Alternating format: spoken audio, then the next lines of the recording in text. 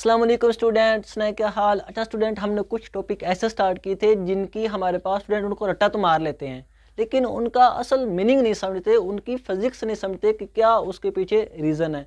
हमने डिविडेंस के ऊपर बात की थी, हमने कर्ल के ऊपर बात की थी, हमने कंपोनेंट ऑफ वेक्टर के ऊपर बात की थी।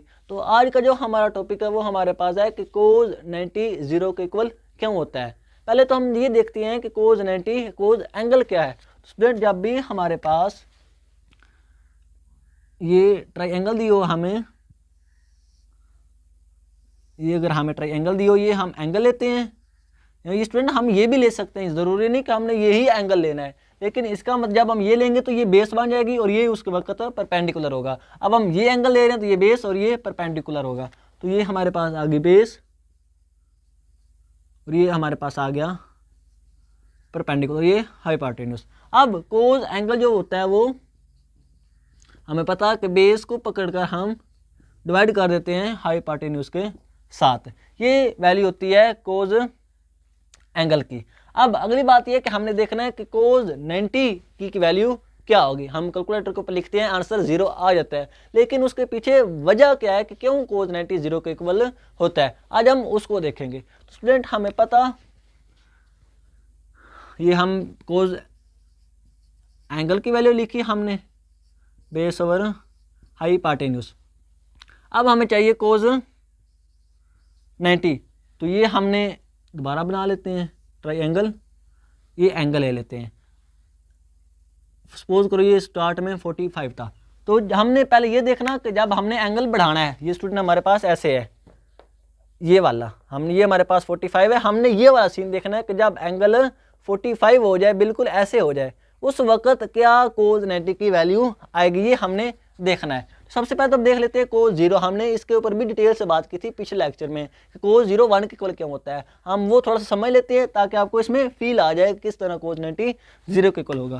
तो स्टूडेंट, कोज 0 जब हमने कहा तो उस वक्त हमने क्या कहा कि ये वाली जो हाइपोटेन्यूज है, ये वाला जब हम कोज 0 होते हैं तो ये बिल्कुल ये ऐसे ऐसे नीचे आता आता बिल्कुल इसके पैरेलल हो जाता है। पैरेलल हो जाता है मतलब कि जो हाइपोटेन्यूज है वो बी के पैरेलल हो गया, बेस के इक्वल हो गया, उसकी मैग्नीट्यूड बेस के बराबर आ गई। तो कोज 0 को हम लिखते हैं कि जो बेस और हाइपोटेन्यूज भी बी के बेस के पैरेलल आ गया, इसकी वैल्यू भी बी बन गई, तो ये कट जाएंगे, तो ये कोज 0 1 आ जाता है। ये तो हमने डिटेल से बात की थी, लेकिन अब हमने देखना है कोज 90 को, मतलब कि हमने एंगल को बढ़ाना है, ये वाला हमने एंगल को बढ़ाना है।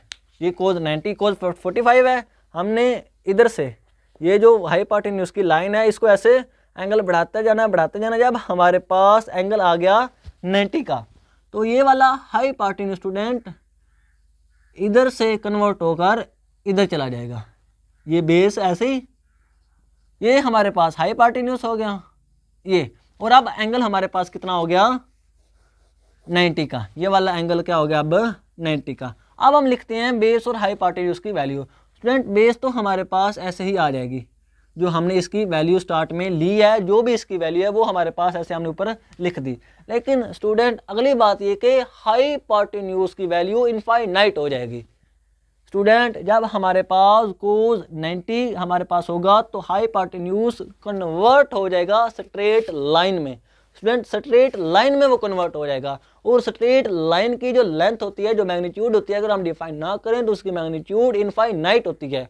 और अब हमारे पास इस हाइपोटेन्यूज की वैल्यू इनफाइनाइट हो जाएगी। तो जब हमारे पास हाइपोटेन्यूज की वैल्यू इनफाइनाइट हुई तो कुछ भी हम डिवाइड कर दें हमारे पास इन्फिनिटी के साथ, तो आंसर हमारा 0 ही आता है। 1/इन्फिनिटी कुछ भी हो ऊपर, लेकिन नीचे हमारे पास अगर वैल्यू इनफाइनाइट हो तो उसका आंसर 0 आता है। तो कोज 90 फाइनली क्या आ गया 0। 0 क्यों आया? क्योंकि जब एंगल 90 हुआ तो उस वक्त हाइपोटेन्यूज और बेस जो हमारे पास हैं उनकी जो हाइपोटेन्यूज की लेंथ है वो इनफाइनाइट में कन्वर्ट होगी, वो मैक्सिमम होगी, वो बढ़ गई अगर हम उसकी डिफाइन ना करें। तो उस इनफाइनाइट वैल्यू की वजह से जो हमारे पास कोज 90 है वो आ गया 0 के इक्वल। ये होता है इसका असल मीनिंग, ये होता है इसकी असल फिजिक्स। आई होप आपको इसकी अच्छे से समझ आ गई है। तो आज के लिए इतना ही, इंशाल्लाह मिलेंगे अगली वीडियो में। ओके, अल्लाह हाफिज़।